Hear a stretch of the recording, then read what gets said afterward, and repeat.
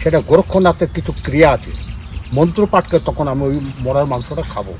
তার সাথে আমার সব কিছু কারণ ছাড়া সাধনা করা যাবে না, একটু কারণ চাই, ওরা কিছু করবেন না, ওই কারণটা খেলে ওর সাথে খেয়ে নিলাম, ব্যাস ওইটা শরীরে গেল, ওটাই হচ্ছে পাওয়ার। তার মানে কি আপনি নরমাংস খেয়েছেন তার মানে? হ্যাঁ, মরার বাসায় আমি থাকি, কিন্তু আমার কাজই তাই। শ্মশানের অভিজ্ঞতা মারাত্মক। আমার সব কিছু ঘর দৌড়, এই যত ডাক্তার বাস ফাস যা কিছু হয়েছে সব মরার বাসে, সব মরার বাসে। এখানেও সব মরার বাসে, মানে এইখানে যা দেখতে না পাচ্ছি এটা নারকেলের তার, ওটা ভেঙে গেছে, ওর ভিতরে সব মরার বাস। এইগুলো মরার বাস, এই দেখুন দিকে দিকে যে বাসটা কাঁধে করে নিয়ে আসা লম্বা, সেটা এইগুলো, এই বাসগুলো এগুলো হচ্ছে সব মরার বাস, মানে শ্মশানের, শ্মশানে যেগুলো কাঁধে করে নিয়ে আসে। মৃতদেহ নিয়ে আসে। হ্যাঁ। আমরা যে জায়গাটিতে যাচ্ছি সেই জায়গাটি সম্পর্কে একটু দু লাইন বলুন। আচ্ছা, আমরা এখন কঙ্কালীতলা যাচ্ছি, মানে সতীর 51 পীঠের অন্তিম তন্ত্রপীঠ কঙ্কালী, মা কঙ্কালীতলার কাছে যাচ্ছি। বলছি আমরা তো তারানাথ অঘুরি যে সাধক আছেন তার আশ্রমের কাছাকাছি চলে এসেছি, তো আপনার চোখে আপনি কেমন দেখেছেন মহারাজকে? ওনাকে যখন আমি প্রথম দেখেছি তখন এই রাস্তাঘাট কিছু ছিল না, গভীর জঙ্গল ছিল এগুলো, তারপরে সেই গভীর জঙ্গলের ভিতর দিয়ে যেতাম, তখন উনি এই যে মরা আসতো, সে মরার লেপ কাঁথা ওগুলোকে নিয়ে উনি শুতেন, এবং সিকটি টিকটি এই যে কাঠের যে সিকটি বা ওই যে মরা যে বাঁশগুলো আসতো, সে বাঁশগুলো দিয়ে ওনার একটা ছোট্ট মতো একটা পাখা করা যায়, সেই ওইখানটাতেই উনি থাকতেন। আর ওই দূরে মা, ওই যে কঙ্কালীতলা মন্দির থেকে ঘন্টার ধ্বনি পাচ্ছি। সকালবেলায় পৌঁছে গেছিলাম বোলপুরে সন্ত রামনাথ কৃষ্ণমূর্তির বাড়িতে। উদ্দেশ্য কঙ্কালীতলা সতীপীঠের কাছেই শান্ত নির্জন এলাকায় তারানাথ বাবার আশ্রম পরিদর্শন করা এবং অঘুরি সাধু তারানাথ মহারাজের সাথে সাক্ষাৎ। যথারীতি একটি গাড়িতে করে আমরা সবাই রওনা দিয়েছিলাম কঙ্কালীতলা সতীপীঠের দিকে। এ যাত্রায় সন্ত রামনাথ কৃষ্ণমূর্তি আমাকে তার অমূল্য সাহচর্য দিয়ে প্রভূত সাহায্য করেছেন। তার সাথে অঘুরি সাধুর আগেই পরিচয় ছিল, তাই আমার এবারের অভিযান সুসম্পন্ন হয়েছিল সহজেই। পুরো আশ্রম জুড়ে নানান গাছগাছালির সমারোহ, চোখ জুড়ানো প্রাকৃতিক দৃশ্য, শান্ত মনোমুগ্ধকর পরিবেশ। মনে হলো এটিই হলো সাধনার প্রকৃত আদর্শ স্থান। কয়েক পা এগোলেই সতীপীঠ কঙ্কালীতলা। বলাই বাহুল্য জায়গাটির একটি বিশেষ মাহাত্ম্য আছে। গেট খুলে আশ্রমের ভিতরে প্রবেশ করতেই প্রথমে নজর এলো শিবস্থানের দিকে, বাম বাবার সমাধি। কয়েক মুহূর্ত এসব দেখার পরে আমরা সবাই এগিয়ে চললাম অঘুরি সাধু বাবার কুঠির দিকে।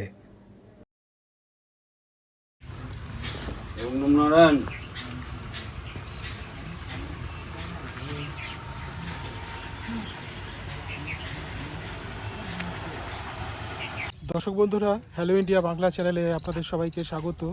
আমার পেছনেই দেখতে পাচ্ছেন তারা বাবার আশ্রম, আর এপাশে হচ্ছে মানে প্রায় 200-300 মিটার দূরে হচ্ছে কঙ্কালীতলা সতীপীঠ। কঙ্কালী পীঠে আমি একজন প্রকৃত সাধুকে দেখেছি, তিনি ছিলেন এই তারানাথ বাবা। আমি কাশিতে থাকতাম, কাশি গোরখটিলা, আমাদের গোরক্ষনাথের মন্দির আছে কাশিতে। রাজস্থান গভর্নমেন্টের ওই বিশাল মন্দির করেছিল, ওখানকার মহন্ত ছিল তোমার ওই বিশ্বনাথজি। দুটো চোখে ওনার অন্ধ, ওই অন্ধটা হয়ে যাওয়ার কারণ ছিল দেবী পাঠান তুলসীপুর স্টেশন দেবী পাঠান, ওখানে পুজো করতে গিয়ে কোনো একটা বিঘ্ন ঘটেছিল, সঙ্গে সঙ্গে চোখটা ফেটে রক্ত বেরোতে লাগে। তখন উনি ওইখান থেকে গোরখপুর থেকে যে মহান ছিলেন, ওনার নাম হচ্ছে যোগী আদিত্যনাথের গুরু হচ্ছেন অবৈদ্যনাথ, আর অবৈদ্যনাথের গুরু হচ্ছে দিগ্বিজয়নাথ। তা আমি ওখানে থাকতাম, তা আমাকে বলেছিল হ্যাঁ তুমি চিরাগুরু নিয়ে নাও, কানটা ফাড়িয়ে কুণ্ডাল। আমার না, আমি কুণ্ডাল নেবো না, আমি অগর হয়েই থাকবো। তো যোগী আদিত্যনাথ বলে কি তুমি করছো, চিরা নাও, তোমাকে 1 টাকা আমরা বসিয়ে দিচ্ছি সব জায়গায়। আমরা না, আমি এইভাবেই থাকবো। তা ওখান থেকে আমি চলে আসি কাশিতে। কাশিতে বহুদিন থাকার পর শিক্ষা দীক্ষা যা কিছু, আমার দীক্ষা সব কিছু হচ্ছে কাশিতে, একদম শিবের সামনে। 3-4 জন নার্জি ছিল, ওরা আমাকে দীক্ষা দেয়। দীক্ষা দেওয়ার পর আমি ওখান থেকে বেরিয়ে আসি। এসে প্রথমে আসি মানে কাশী বিশ্বনাথ মন্দিরে আপনার দীক্ষা, মন্ত্র দীক্ষা হয়েছিল? হ্যাঁ, বিশ্বনাথের সামনেই একদম মন্ত্র দীক্ষা। তখন অত পুলিশি ঝামেলা ছিল না, ফাঁকা ছিল। আর নার্জিদের ব্যাপার তো 3-4 জন ছিল। ও আমার গুরু ছিল লোটা নার্জি, আরেকজন ছিল জ্যোতি নার্জি, আরেকজন ছিল প্রকাশ নার্জি। এটা সবাই মিলে আমাকে দীক্ষা টিক্ষা দিয়ে বস্ত্র ফস্ত্র পরিয়ে এবার আমি কাশিতে এসে থাকলাম। থাকার পর আমি মণিকর্ণিকার ঘাট, যেটা যার পিছনে শ্মশান, খুব মহত্বপূর্ণ ঘাট। ইউপিতে যত দূর গ্রামে মানুষ মরে যদি যায়, তাদেরকে নিয়ে আসে মণিকর্ণিকার ঘাটে। ওখানে দাহ করলে তাকে আর নরক বাস করতে হয় না। তো ওই শ্মশানে আমি মাঝে মধ্যে গোরখটিলা থেকে বেরিয়ে এসে ওই আসনে বসতাম। এখনও পর্যন্ত আসন আছে, ওই আসনেই বসতাম। বলুন।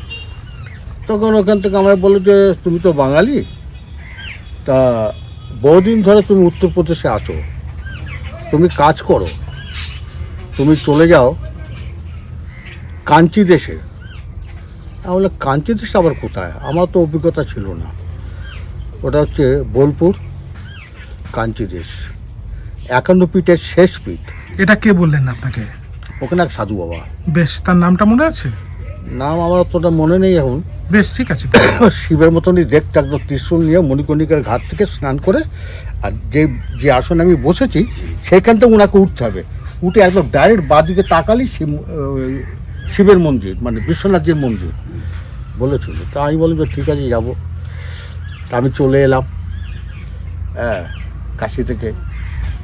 এখানে এসে আমি বোলপুরে নামলাম। বোলপুরে সব যাকে জিজ্ঞেস করছি, কেউই আমাকে তো বলতে পারছে না যে কাঞ্চিদেশ মন্দিরটা কোথায়। আমি বড় বিভ্রান্ত হয়ে পড়লাম। আমি বললাম তাহলে এত কষ্ট করে এখানে এলাম, কাঞ্চিদেশ মন্দির কেউ তো বলতে পারছে না। এই বলতে ওই ঠিক জিন বাবা বলে একজন আছে, বোলপুর হনুমানজির মন্দির, ওখানে একজন জিন বলে একটা ছেলে ছিল। ও বলে, ও মহারাজ কোথায় যাবেন, কোথায়? আমি বলে এরকম কাঞ্চি দেশে যাবো। ও বুঝতে পেরেছি, কঙ্কালীতলা। হ্যাঁ, সেরকম তো নাম তো আমি শুনিনি। হ্যাঁ, কাঞ্চি দেশ বলছে, হ্যাঁ ওটাই কঙ্কালীতলা। ওই বিকালবেলা আমাকে নিয়ে আসলো স্কুটারে করে। আচ্ছা। আমি এসে দেখি শিব মন্দির, বারান্দা ভাঙা চূড়া, একদম বড় বড় ডোরা পিঁপড়ে ঘুরে বেড়াচ্ছে। কি অস্বস্তি একদম। হ্যাঁ, শ্মশানে ঢোকা যাচ্ছে না, এত জঙ্গল। চারিদিকে সেরকম পরিবেশ, এইসব কিছু ছিল না, ফাঁকা। এইসব লজ ফজ কিচ্ছু না। হ্যাঁ, তবে আমি দেখে টেকে ওই ছেলেটাকে বলতো তুমি যাও, আমি শিব মন্দিরের বারান্দায় থাকবো। আমি ভোলেনাথ থেকে বলে, বাহ, ছিলাম খুব ভালো কাশিতে, তুমি এমন জায়গায় আমার ঠেলে পাঠালে। এ তো চারিদিকে বারান্দা সব পিঁপড়ে ঘুরে বেড়ায়। হ্যাঁ, ঘুরে চামচে কামড়ে শেষ করে দেবে। এটা কত বছর আগেকার ঘটনা? অত তো বলতে দাও, তা ধরুন 20 বছর হবেই, বেশ, তার বেশি 20-25 বছর হবে। আচ্ছা, আমার অত মনে থাকে না। আচ্ছা, বেশ, বলুন। 20-25 বছর হবে। ওখান থেকে ওই রাত্রে ছিলাম ওই বারান্দায়। এখানে একটা অসুবিধা আছে, কঙ্কালীতলায় সাধুদের কেউ দেখে না, লোকাল গ্রামের লোকেরা। এক মুঠ অন্ন পর্যন্ত দেবে না। না, বউ দেখেছি, যদি বাইরের কেউ আসে তারা যদি কিছু সেবার জন্য দেয়। সেরকম তো হোটেল ফোটেল কিছু ছিল না, ফাঁকা। তো ওখানে আমি থাকার পর আস্তে আস্তে পাশে একটা কুঠিয়া ছিল, ওটা ধর্মসভার বারান্দা বলে, কৃষ্ণ মন্দিরের গায়ে। ওখানে একটা ছোট্ট ঘর ছিল, ওই ঘরের মধ্যে একজন বলতে আমি এই ঘরটাই থাকলাম। তো এত ছোট ঘর যে একজন বসবে সে শান্তিতে বসতে পারে না। আর যত সব মানে বুঝতে পারছেন দেবতার স্থানে যা হয়, হ্যাঁ, মদ গ্যাজারি ফেজারি মাথা খারাপ করে দিত। আমি এখানে আমার সাধনা হবে না। আমি ওখান থেকে চলে যাই, ওই যে একটা শিমুল গাছ দেখা যাচ্ছে নদীর ধারে, ওই শিমুল গাছের গোড়ায়, একদম নদীর ধারে, ওই নদীর ধারে শিমুল গাছ আছে। আচ্ছা। হ্যাঁ, ওইখানে ধর্মরাজের মন্দির আছে ওখানে।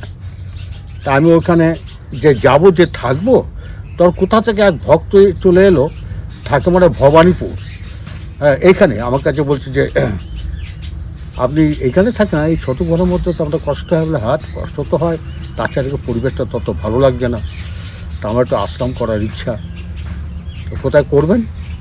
বলে নদীর ধারে। তার জায়গা রবি পাল, এখানে আগে রবি পালে একজন পুরনো লোক আছে, সে মারা গেছে, ওর একটা জায়গা আছে। ও বললো রবি পাল তো আমার চেলা ছিল, পাশেই ছিল, বলে আমি জায়গা দিয়ে দেবো আপনাকে, ওখানে ঘর করুন। লাইফ স্টাইল কীভাবে এগোচ্ছিল, তো ওই রবি পালই তখন আমাকে ওইখানে জায়গা দিল, ওই শিমুল গাছের তলায়। এখন জায়গাটা দিল, টাকা তো লাগবে আশ্রম করতে গেলে, যেভাবে তুই ভাঙা চুরি করলে পয়সা লাগবে। তখন ওই ভবানীপুরের যে ছেলেটি ভক্ত, ও তখন 5-10 হাজার টাকা ক্যাশ আমাকে দিয়ে দিল, আপনি এই টাকাতে ঘর করে থাকুন। ওই টাকা 50% আমি দিয়ে দিলাম রবি পালকে, যেন 5,000 তুমি বাস দিয়ে আমাকে ওখানে ঘর করে দাও। ওই জায়গাতে এখন নদীর গা ঘেসে একদম ওর জায়গা ছিল, ঘর করে দিল। ওই মরার যত চাটাই শ্মশানের লেপ কাতা এটা সেটা বাঁশ ফাঁস নিয়ে ও একটা ঘর করলো, উপরে দিল খড়ের ছাউনি, ঠিক আছে। আর ওকে কিছু বলো তো, স্টোভ ফেস্টোভ কিনে নিয়ে এসো, রান্না ফান্না করে খেতে হবে তো। আর কুপায়ের জলে ধোয়া মোছা হবে। ও মিষ্টি জল আমাকে এনে দিত কঙ্কালি থেকে বোতল করে, এই মিষ্টি জল আপনি খাবেন, আর ওই জলে ধোয়া মোছা হবে। ওর কাছে ছিল অনেক দিন থাকার পর, হঠাৎ কাশি থেকে 4-5 জন পণ্ডিত এসে হাজির হলো, আমাকে চেনে তারা, এখানেও এসেছিল। সেই পণ্ডিতজিরা এসে বলছে যে বাবা আপনাকে কাশি যেতে হবে। আমি কেন? আমি তো কাশি থেকে তো চলে এসছি, এই যেখানে আশ্রম করতে জানি, আপনাকে যেতেই হবে, ঠিক আছে দিন 15 জন্য চলুন। তখন রবি পালকে আমি বললাম যে তুমি এই চাবিটা রাখো, আমি 15 দিনের জন্য কাশি থেকে ঘুরে আসছি, তোদের সাথে রওনা হলাম। 15 দিনের জায়গায় 9 মাস হয়ে গেল, আমার কোনোভাবে ওখান থেকে আসতে দিচ্ছে না ভক্ত। গোরস্থানের পাশে ওদের সব বাড়ি। আমার তাহলে এবার তো আমাকে যেতে হবে, আমাকে ছাড়ো। আমি যখন আসি এখানে এসে দেখি আমার ওই আশ্রমটা নেই। আচ্ছা, আশ্রম নেই, কী বল আশ্রম গেল কোথায়? আমি তখন রবি পালকে ডাকলাম, রবি পালকে কী বলবে, রবি পাল এই আশ্রম গেল কোথায়? বলে জানেন না যে আপনার আশ্রমের পাশে একটা কড়াই সিরিজ, যা বলছে আবার কড়াই সিরিজ গাছ ছিল মোটা মোটা, ওখানে বাজ পড়েছিল। বাজ পড়াতে আপনার আশ্রমে আগুন ধরে যায়, পুড়ে যায়, তার থালা বাসন এসে সব নষ্ট হয়ে যায়। আমি তখন মহাজোর, আমি থাকবো কোথায় তাহলে? আমি তখন আবার ঘুরে এসে শিব মন্দির বারান্দায় এসে বসলাম। কিন্তু দেখুন এর মধ্যেও একটা চিন্তার বিষয় আছে, সেটা হচ্ছে যদি আপনি ওই স্থানে থাকতেন তাহলে বাসটা তো আপনার মাথার উপরেই পড়তো। হ্যাঁ আচ্ছা যাক, আমাকে 8-9 মাসের জন্য কাশি চলে যেত। তারপর আমাকে বলো বাবা ভালোই হচ্ছে আপনি ওখান থেকে চলেছেন, কেন ওখানে যে পান বন্য হয় কঙ্কালি তলা, কঙ্কালি তলা মাকে পর্যন্ত শিব মন্দিরে আনা হয়, এত সময় জল হয় যে আপনার আসতে আপনি তো ডুবে মরে যাবেন। আমি ওটা নিয়ে চলে, এই কারণে ওই আশ্রম থেকে গঙ্গার ধার দিয়ে আমি হেঁটে হেঁটে হেঁটে হেঁটে মদন বাবার শ্মশানে আসতাম রাত্রে, কারণ নতুন তো ওর সাধনা করতাম। ওখান থেকে আবার আমি আসতাম, নিরিবিলি জায়গা, ওই কোপাই নদীর ধার দিয়ে। কোপানোর ধার দিয়ে। বেশ, তারপর আর কি করবো, এই স্থানে আপনি কিভাবে এলেন? হ্যাঁ এইখানে আমি কিভাবে হলাম, এবার শিব মন্দিরে বসে আছি। তারপর কী করবো, আশ্রম নেই, কিছু নেই, মহা সমস্যা। তখন এখানকার নেতৃত্বে ছিল নিমাই দাস, ওর নেতৃত্ব খুব সাধু, সেবা করো। এবার আমাকে হচ্ছে আপনার আশ্রম করতে বলে, আমার তো আর আশ্রমই, আমি তো এখানে রয়েছি পরে। ও 4-5 জনকে ডাকলো, শান্তিনিকেতন এখন গেছে বর্তমানে অবধূত বলে, এখানে থাকতো। এই শোনো, তারপর তো কোনো জায়গা আছে নাকি, ওরা এসে এই জায়গাটা দেখলো। এটা হচ্ছে বাম বাবার জায়গা, ওই যে সমাধি করা আছে, ওই জায়গাটা কিনেছিল তো 20-25-30 বছর আগে। তখন ওই জায়গাটা আছে, বাবা তো মারা গেছে, ওই জায়গাটা জগন্নাথে ওনার সমাধিতে সব পায়খানা টায়খানা করছে, আগুন ভাঙ, ওই জায়গাটাকে করা যায়। অর্ডার করলো, আমি নিবাস দাসের নামই বলছি, সব মিশে জায়গাটা ঘিরে নেওয়া হলো। কেনার পর এবার আমি এখানে এলাম, বরুণ জঙ্গল চারিদিকে একটা বিভৎস ইয়ে। এখন টাকা পাবো কোথাতে, সেই ভক্ত তার নেই, কোথায় আসে তো আসেনি আর। তখন এখান থেকে সেখান থেকে ম্যানেজ ট্যানেজ করে নিমাজ দাস বল, ঠিক আছে আমি কিছু টাকা দিয়ে দিচ্ছি আপনাকে, ও টাকা দিয়ে দিল নিমাই দাস, এখন আছে মনে হয় এই সামবাটিতে আছে, 52 গ্রামে তোর বাড়ি। হ্যাঁ, অনেক সেবা দেয় আমাকে দিল, আমি টাকা পয়সা নিয়ে বাস টাস মরার বাসে নিয়ে এইখানে একটা ঘর করলাম, এই থেকে এই জায়গাটা মাটির ঘর, ছোট্ট মানে একটা মাটির ঘর করলাম। ঘর করে আমি বসে গেলাম সাধনায়। ঝড় যখন আসে উপরে চাল উড়ে চলে যায়, কি বিপদ, আবার খ্যারের চাল, এই সবাইকে ডেকে আবার খ্যার বসি। হ্যাঁ, এটা হচ্ছে হিস্ট্রি। হ্যাঁ দেখেছি। হ্যাঁ, উড়ে যায় আবার বসানো হয়, উড়ে যায় আবার বসানো হয়, তো মহা সমস্যা। কী করবো, সেরকম ভক্তও পাচ্ছি না। একজন ভক্ত এলো, তার নাম হচ্ছে শুভ, ও থাকে নায়কপাড়া মানে ছুরিপাড়া, সেটা খুব ভদ্র, এখন সাধু হয়ে গেছে, যাই হোক। হ্যাঁ, ও এলো, আমরা দেখ এই তো অবস্থা, উপরে তো চালই নেই। প্রথম প্লাস্টিক নিয়ে আসলো, প্লাস্টিক দিয়ে ওটা লাগিয়ে দিল, তারপরে এই ফিট এটা সেটা কোনো রকম জোগাড় টোগাড় করে ওই ঘরটা করা হলো। বেশ, চলুন আপনার ওই ঘরটা দেখি। ওই ঘর, প্রথম যে ঘরটা, হ্যাঁ, ওই ঘরটা করা হলো, ওই ঘরটা আমি থাকতে লাগলাম। যা আপনাকে বললাম আমি, সবই কিন্তু অরিজিনাল, কোনো মিথ্যা পিথ্যা কোনো না শুনবেন না। না, আমি তো মিথ্যা পিথ্যা পছন্দ করি, যা বলবো অরিজিনাল। কে দিয়েছে, কোন দাগ দিয়েছে, এখানে দুটো বেল গাছ একসঙ্গে দেখতে হবে। এইটা হচ্ছে প্রথম ঘর। প্রথম এখন পাকা করা আছে, কিন্তু আগে তখন এটা তো ছিল বেল গাছের নিচে মরার বাঁশ দিয়ে এ করা। এটা এটা হচ্ছে ওই মাটি দিয়ে কোনো রকম করেছে, তাও টাকা দিচ্ছিল নিমাই যাচ্ছে, এটা ওই জায়গা করে দিল। এই জায়গাকে হস্তক্ষেপ করতে পারে, পশ্চিমবঙ্গ সরকার থেকে ঘরও দিয়ে দিচ্ছে, এই তো ওই যখন ওটা তুলে নিন। আচ্ছা, ওই যে দেয়ালে, তা এই ঘরে এখন কি আছে? প্রথম যে এই ঘরে পুরাতে খাটপাট করতে আমি একটু রান্না টান্না করে খাই, আমি এই ঘরে ঘুমাই, ও ঘরে আর যাই না। এই তো আপনার ঘর দেখতে পেয়েছি। ও ধুনি, নাথ সম্প্রদায় ধনী, আর এই 12 পন্থের যত সাধু আছে ইন্ডিয়ায়, তাদের হচ্ছে ধনী হচ্ছে স্কোয়ার, এরকম চৌকো, কি মনে চৌকো হবে, এরকম চৌকো, আর আমাদের ধনী হবে গোল, পবিত্র। এই যেরকম আমার গোল আছে মা দুর্গা, এরকম ধনী হবে। এই ধনীটা আমরাই যোগ্য করবো, আদার্স কোনো সাধু এতে কোনো কিছু খেলতেই পারবে না। আচ্ছা, দেখেই সাইড হয়ে যাবে, বাবা এ তো নাজিদের ধনী। আর স্কোয়ার যেন ওই শিব বসানো আছে, ওই যে স্কোয়ার দেখছেন না, হ্যাঁ। স্কোয়ার ধনী সব জায়গায় আছে, ব্রাহ্মণও করতে পারবে, সাধুরাও করতে পারবে, কিন্তু ওটা আমি করবো না, ওরকম স্কোয়ারে না। আপনার পেছনে বাম বাবার সমাধি। হ্যাঁ, ওখানে বাম বাবা আমি, হ্যাঁ এই ছিল এখানে বোলপুরে, মিষ্টি দোকানে কাজ করতো, বাড়ি থেকে এখন রসান্তে চলেছে বহু বছর, তো 25-30 বছর হয়ে গেল। তো আমার বলে, তারা বাবা থাকুন, আমি একটা জায়গা কিনেছি কম পয়সা, যার জায়গাটা কিনেছেন উনি, সে হচ্ছে ওনার চেলা, খুব কম দামে, এই 500-600 টাকা দিয়ে দিচ্ছে, 3 কাঠা জায়গা দিয়েছি। আচ্ছা, এইবার আপনাকে বলি যে আপনার আধ্যাত্মিক যে জীবনটা, সেইটা ওই কাশী থেকেই শুরু হয়েছিল? না, তারাপীঠ থেকে। তারাপীঠ। বেশ, তারাপীঠের গল্পটা বলুন, কিভাবে আপনি হলো। গল্প বলতে না, মাথা খারাপ হয়ে যায়। বলুন বলুন বলুন। তারাপীঠ থেকে আমরা স্টার্ট। আমাদের বাড়ি হচ্ছে দমদম ক্যান্টনমেন্ট, দুর্গানগর। আমাদের বাড়িতে মন্দির আছে মায়ের, পূর্বাশ্রম। পূর্বাশ্রম। তা আমার মায়ের মূর্তি আছে, ওগুলো দেখতাম, আর কাজ করতাম কলকাতায়, যে কোনো একটা জায়গায় আমি কাজ করতাম, কর্ম করতাম। তা ওই যে ওটা হচ্ছে ফিরিঙ্গি কালীবাড়ি, ও আচ্ছা। বিপিন বিহারী গাঙ্গুলি স্ত্রীতে গেলে ফিরিঙ্গি কালীবাড়ি, তার পাশেই আমার কর্মস্থান ছিল। আমি মাকে দেখতাম, কিরকম যেটা একটা বিভ্রান্ত হতো শরীরের মধ্যে। আমি শনিবার রবিবার তারাপীঠ চলে যেতাম, হ্যাঁ, দোকান বন্ধ রবিবার চলে যেতাম, ওই তারাপীঠে বসতাম শ্মশানে।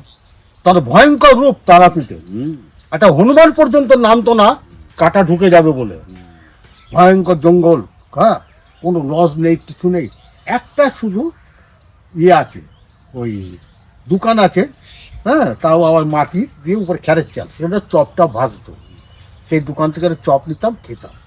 ভয়ঙ্কর সেই শ্মশান, যেসব গাছ ছিল তারাপীঠ শ্মশানে, সেই গাছে এখন একটাও নেই, সব কেটে কুটে ফিউ কালেক্টর লাগিয়ে দিয়েছে।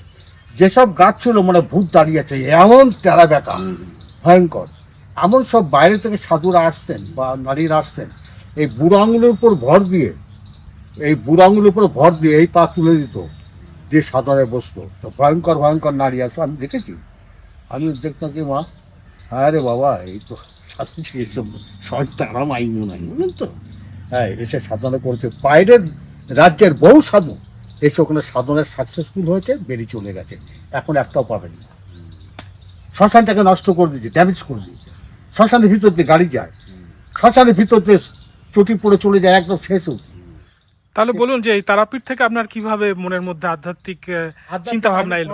যখন তাদের পিঠে থাকলাম, আমার যেন কেমন শরীরে অস্বস্তি লাগতো যে এইভাবে তো জীবনযাপন করেন, আমি কাজই ছেড়ে দেবো, চাকরি বাকরি আমার দরকার। হ্যাঁ, কিরম যে একটা বিভ্রান্তি হয়ে গেলো শরীরের মধ্যে। আমি সঙ্গে সঙ্গে ওখান থেকে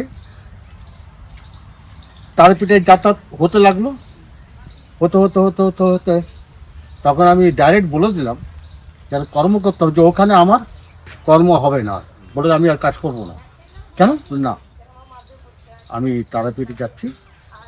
সে কি কাজ করবেন না, কাজ করবেন, মাস গেলে মাইনে নেবেন, ঘুরবেন ফিরবেন, সব তীর্থধাম, বলে না, ও ভাই সাধু হয় না। সাধু তো সব কিছু ত্যাগ করতে হবে। এই সব কিছু ত্যাগ করে সাধু হয়ে আমি বেরিয়ে পড়লাম। তখন আপনাকে কোনো একজন কেউ, কোনো সাধক কেউ তো আপনাকে হ্যাঁ, মানে ইন্সপায়ার করেছিল? থেকে এই তারাপীঠ যে ওই যে ভাদ্র মাসে অমাবস্যা, কৌশিক অমাবস্যা আমাকে নিয়ে গেলে, আপনি যাবেন আমাদের সাথে? কোথায়? আলিগড়, মোরাদাবাদ, সিকান্দারবাদ, আলিগড়। তাই বলে ওখানে গিয়ে কী করবো, আপনি চলুন না আমাদের সাথে। ওখানে শিবের মন্দির আছে, দেখবেন, থাকবেন। ওই ওদের সাথে আমি রওনা হলাম। ওই যে রওনা হলাম, তা বছর 4-5 আমি আলিগড় এসব জায়গায় শিব মন্দিরে বসলাম। ওখানকার নিয়ম হচ্ছে, এক একটা গ্রামে যেসব মহন্ত থাকতো তাদেরকে অর্ডার দেওয়া ছিল মুখ্যমন্ত্রীর, তখন মুখ্যমন্ত্রী ছিল উত্তরপ্রদেশের, কি নাম জানো, হ্যাঁ, যে প্রত্যেক গ্রামে একটা করে শিব মন্দির করবে, আর প্রত্যেকটা স্কুলে ঢোকার মুখেই মন্দির থাকবে। ছাত্ররা যখন যাবে প্রথমে মন্দিরে প্রণাম করবে, তারপর ক্লাসে ঢুকবে। তা আপনার যে সাধনাটা, সেটা যতটুকু বুঝেছি আপনি একজন অঘরী সাধু, মানে শিব হচ্ছেন আপনার ইষ্ট। হ্যাঁ, তা আমার দীক্ষা শেখা তো কাশিতে, ওখান থেকে আমি অঘর হয়ে গেলাম। আগে ছিলাম আমি লাল বস্ত্র পরা ছিল, তারাপীঠে যখন ছিলাম তারা সাধনা করতাম। তারাপীঠে যখন আমি তন্ত্র সাধন করতাম মায়ের, করার পর যখন আমি কাশিতে গেলাম, তখন নাজ্য বললাম যে লাল কাপড়া খুলো। হ্যাঁ, খুলে বলো তন্ত্র সাধন ছাড়ো, অঘর তন্ত্র সাধন করো। অঘোর তন্ত্র? আচ্ছা। একটা তন্ত্র আছে, তান্ত্রিক যারা যেসব আছে সাধুরা করছে, এটা বলে অঘর তান্ত্রিক। এইটা কিরকম অঘোর তান্ত্রিক বিষয়টা? অঘরতান্ত্রিক হচ্ছে আমরা, আর এগুলো হচ্ছে এমনি তান্ত্রিক। অঘর যা তাদের তন্ত্র বিদ্যা সম্পূর্ণ আলাদা এইসব তান্ত্রিক থেকে। এদের ভাষা, এদের যা কিছু সবটাই আমাদের আলাদা। আমাদের সব হিন্দি উর্দুতে পাঠ হবে, বুঝেছেন? আর এদের পাঠ হচ্ছে বাংলা, যেমন তান্ত্রিকদের যেমন ই করে ওরকম সব। তাহলে আপনি তন্ত্র সাধনা থেকে অঘোর সাধনায় আপনি চলে গেলেন। অঘর তান্ত্রিক হয়ে গেল। মানে আপনি যখন এই যে এই সাধন পথে এলেন বা এই আকৃষ্ট হলেন আপনি ঈশ্বরের ইয়েতে, তা এইটা আপনি আপনার যে দৈব দর্শন বা আপনার অনুভূতি অনুভব কিভাবে আপনি এই পথে? ওটা সাধনের মার্গে যখন যখন আমি যোগে বা সাধনায় বসতাম, তখন দুটো চোখ তো আমার বন্ধ থাকবে। এই চোখ বন্ধ থাকলে আমি চোখের ভিতর সব দেখতে পারতাম। এটাই হচ্ছে আমার পাওয়া। হ্যাঁ, আমি সব কিছু দেখতে পাচ্ছি। হ্যাঁ, তাহলে আমার যে যে শক্তি যেটা, সেটা চোখের ভিতর থেকেই হচ্ছে।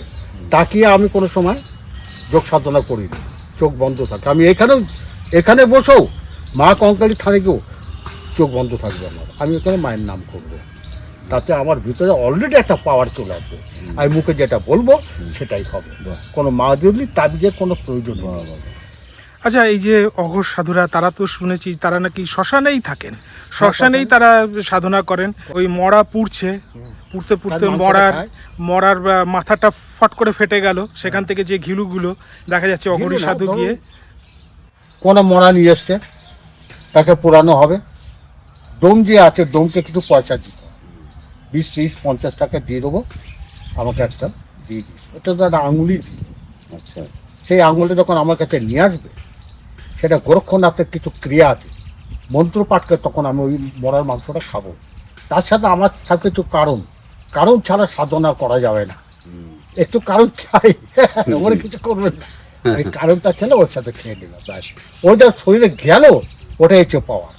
তার মানে কি আপনি নরমাংস খেয়েছেন তার মানে? হ্যাঁ, হুম মরার মার বাসায় আমি থাকি, কিন্তু আমার কাজই তাই। শ্মশানে কত বছর আপনি কাটিয়েছেন? আমি মনে করি এখানে ঘাট, আমি এখানকার শ্মশান খুব কম কাটিয়েছে, বাইরে উত্তরপ্রদেশে বেশি। কাশিতে আর কি। আচ্ছা। কাশি ছাড়া বাইরে বেদকাশিতে এসব জায়গায় ওখানকার সিস্টেমটা আলাদা, ওখানে মানুষজনের ব্যবহার তো খুব ভালো। যে অগরি বাবা রয়েছে, চলো বাবা। কিন্তু শেষমেশ তো আপনি জীবনের একটা অধ্যায় আপনি এখানেই চলে এলেন এবং এখানেই আপনি সাধন ভজন যাই করুন না কেন করছেন, কঙ্কালীতলা দেশ সতীপীঠ। সারা দেশ ঘুরে আমি এখানে কি করে এলাম, এই যদি প্রশ্ন আপনি করেন তাহলে আমাকে উত্তর দিতে হবে। হ্যাঁ, বলুন। তারই ইচ্ছা, যেটা এটা যেরকম এখনো পিঠের শেষ পিঠ, অন্তিম এই হ্যাঁ অন্তিম তন্ত্র। হ্যাঁ, শেষ পিঠ, এই শেষ পিঠে আমাকে এখানে কে কে কে নিয়ে আসবে, এটা চাও বক্তব্য। এত তো পীঠস্থান আছে শক্তি, কিন্তু আমাকে এইখানেই এনে ঢুকিয়ে দিল মা, তুই এখানেই থাকবি, তোর আর ঘুরতে হবে না, বউ ঘুরেছিস, আমার আর দরকার নেই। এখানে আমি হেসেই কথা বলছি এইখানে। তো এটা আমি কি করে হলো, এই জায়গাটা বা কি করে পেলাম, পাওয়া। মাকে বললো, মা তুই জায়গা না হলে হবে না, সব ব্যবস্থা হয়ে যাবে। হয়ে গেছে, রয়েছি, ভক্তরা ঘরটার করে দিয়েছে, তাদেরও উন্নতি হয়েছে। আমি আমার মতো আজ আমি আছি, কাল থাকবো না, এ কথা ঠিক। মহারাজ আপনি তো সারা জীবন শ্মশানে কাটালেন, অগপ সাধনায়। আপনার যে একটা সব থেকে বড় সুন্দর একটা অভিজ্ঞতা, আপনার যে কথা বলেন।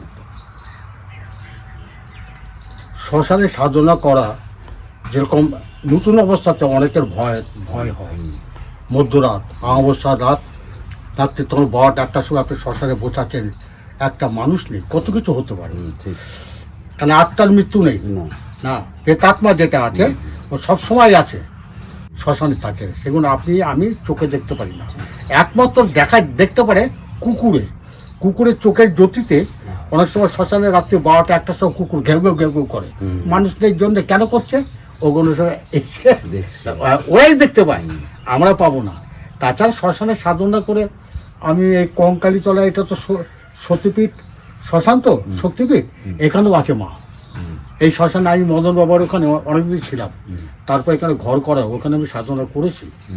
হ্যাঁ, আমি লক্ষ্য করেছি এক এক সময় এক একটা রূপ, যেরকম অত রাত্রি 1টার সময় একটা সাদা বিড়াল এও মেও মেও মেও মেও করতে করতে আমার কাছে এলো, এসে বসে গেল।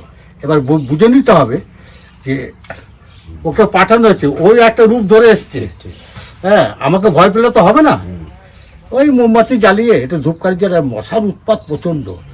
হ্যাঁ, ওইগুলো মায়ের নাম টাম করে আমি আবার চলে আসতাম। প্রচণ্ড মশার উৎপাত, মায়ের সাধনায় বসতাম, মা মা করে ডাকতাম। মা নিশ্চয় প্রসন্ন হয়েছে, যে আমার সন্তানকে কিছু দিতে হবে, তাই একটু দিয়েছে। তার শ্মশানের অভিজ্ঞতা মারাত্মক। আমার সব কিছু ঘর দৌড়, এই যত ডাক্তার বাস ফাস যা কিছু হয়েছে সব মরার বাসে, সব মরার বাসে। এখানেও সব মরার বাসে, মানে এইখানে যা দেখতে না পাচ্ছি, এটা নারকেলের তার, ওটা ভেঙে গেছে, ওর ভিতরে সব মরার বাস। এইগুলো মরার বাস। এই দেখুন, দিকে দিকে যে বাসটা কাঁধে করে নিয়ে আসা লম্বা, সেটা এইগুলো। আচ্ছা, এই বাসগুলো এগুলো হচ্ছে সব মরার বাস, মানে শ্মশানের শ্মশানে যেগুলো কাঁধে করে নিয়ে আসে। মৃতদেহ নিয়ে আসে। হ্যাঁ, আর যেটা মিডিলে থাকে ছোট ছোট, ওগুলো আমি নিই না। এগুলো হচ্ছে লম্বা বাস। আচ্ছা, এখানে আসন আছে, যান ওখানে যে দেখুন, দুটো বেল গাছ, শিব এবং পার্বতী একসাথে, আমি লাগাই দিই কিন্তু আপনাদেরকে। এ ভয়ঙ্কর চমৎকারী জিনিস, ছোট অবস্থাতে বেল ভরে যায়, যেটা শিবের পুজো। যান ভিতরে গিয়ে দেখুন, আমি খুলে রেখেছি, যান সব মরা গাছ।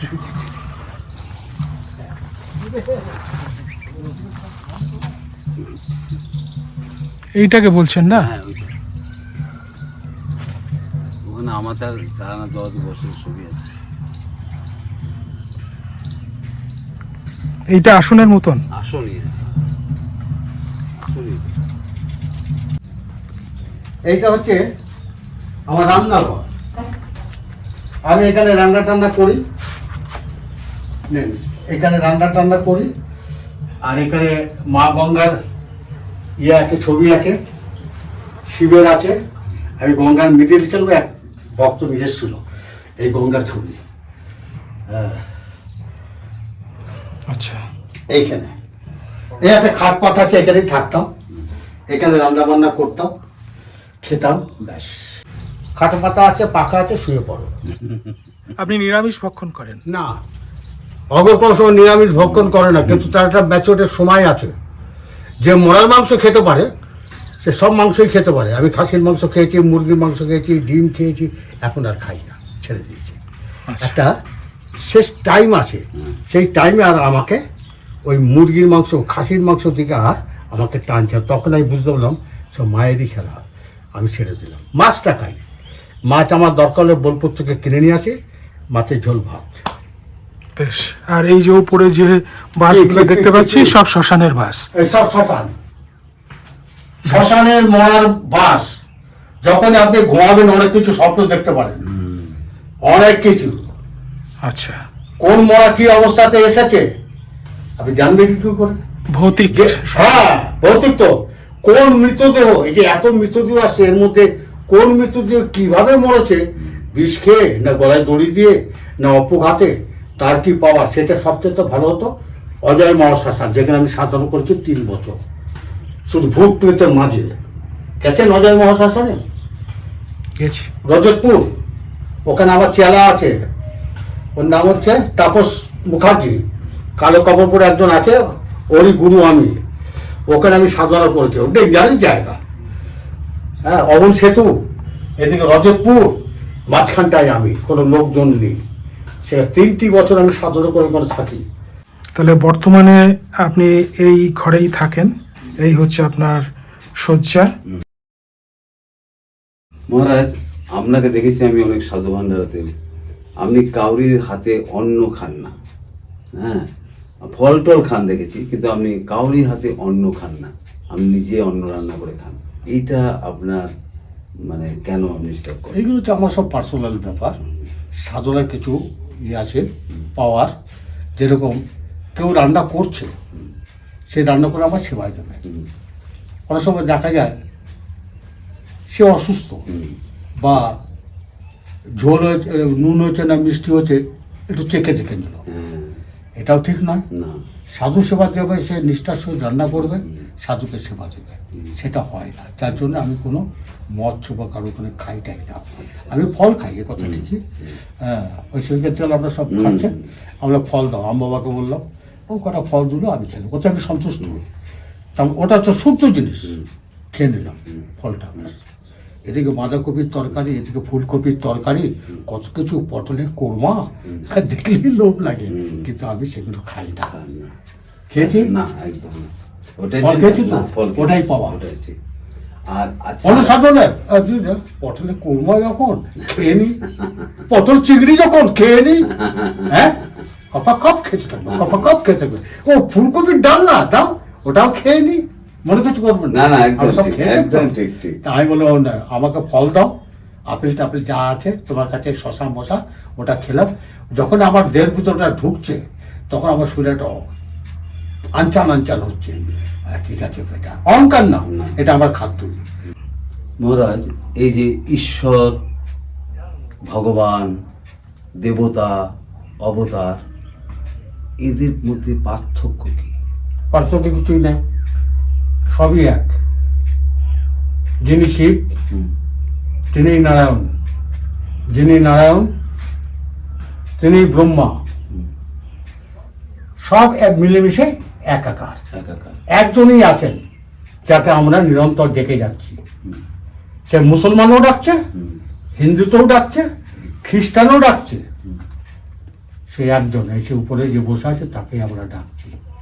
অদ্বিতীয়, তার চারিদিকে যত অংশ আছে সেগুলো তো আছে, লক্ষ্মী আছে, সরস্বতী আছে, গণেশ আছে, এ আছে, তা আছে, সবাই আছে। সবাইকে সবাই যার ভালো লাগে সে তাকে ডাকছে, ঠিক আছে। কিন্তু একজনই আছে, সেই একজনটা কে?